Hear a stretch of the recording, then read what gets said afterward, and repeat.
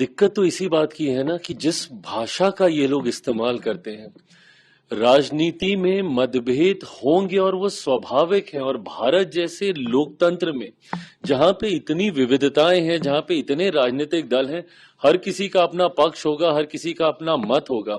पर अगर मतभेद की परिभाषा शब्दों की मर्यादा को गिराना है तो ये कतई भारत जैसे लोकतंत्र के लिए उचित नहीं है और मैं कतई इसको स्वीकार नहीं करता हूं। मैंने हमेशा कहा है कि राजनीति में भाषा की मर्यादा का पालन करना होगा और भारतीय भाषाओं की खूबसूरती है भैया। इतना बढ़िया शब्दकोश है भारत की हर भाषाओं के पास कि आप बड़े से बड़े विवादित विषय को बड़े से तीखा वार आप मर्यादित शब्दों में कर सकते हैं। पर इस तरीके से गाली गलौज करना, वो भी देश के प्रधानमंत्री के लिए, ये कतई कोई स्वीकार नहीं कर सकता है।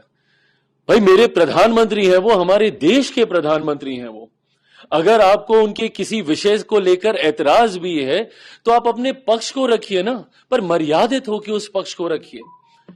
आप हमारी नीतियों को लेकर हमें घेरने का काम कीजिए, आप हमारे कार्यों को लेकर हमें घेरने का काम कीजिए, पर यह कौन सी परंपरा की शुरुआत है कि आप गाली गलौज करेंगे? इसको कतई कहीं नहीं स्वीकार किया जा सकता।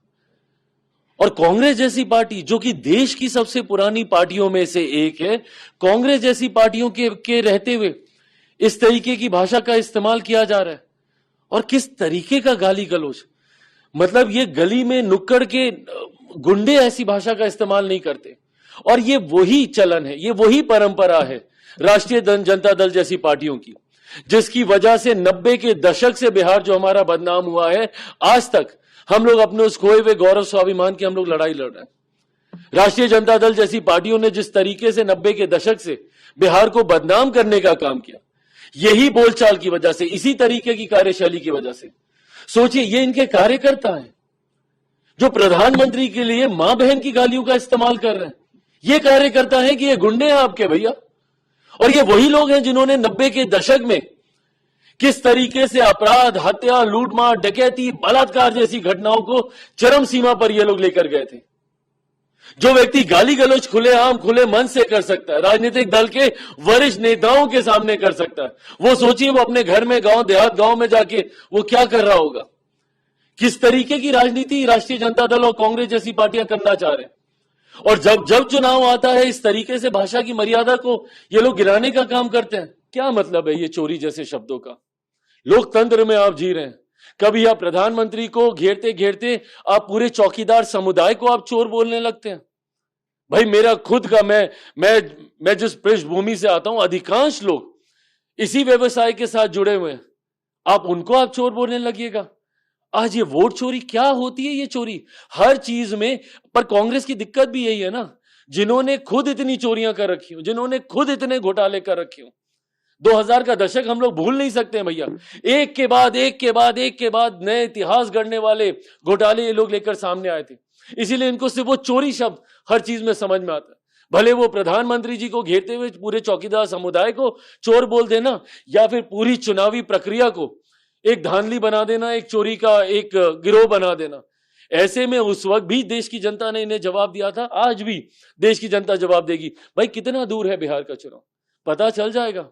और कहीं ना कहीं आपकी घबराहट दिखाई दे रही है ना, जिस तरीके से आप पूरे प्रदेश में एक ऐसे मुद्दे को लेकर जिसकी शुरुआत आपने की।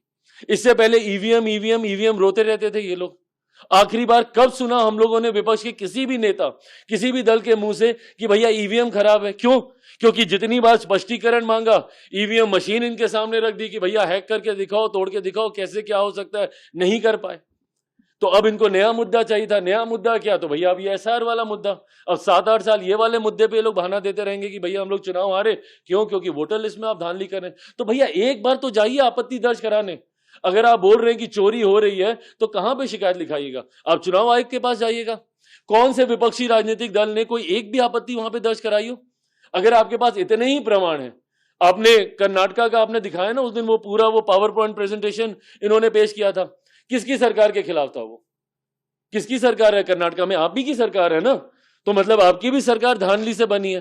तो ना आपको अपनी बनी सरकार पे भरोसा, ना आपको हम लोग की बनी सरकार पे भरोसा है। तो अगर आपको चुनाव प्रक्रिया पे, चुनाव प्रणाली पे आपको भरोसा ही नहीं है, किसी भी संवैधानिक संस्था, संवैधानिक पद पर बैठे व्यक्ति का अगर आप समर्थन ही नहीं करेंगे, अगर आपको उस पर विश्वास ही नहीं रहेगा, तो आप अराजकता की तरफ आप देश को लेके जाना चाह रहे हैं। और ये अराजकता की शुरुआत है, अराजकता में ही ऐसा होता है। गाली गलौज जैसा माहौल बना देना, उत्पाद खड़ा कर देना, हंगामा खड़ा कर देना, यह अराजकता वाला माहौल है।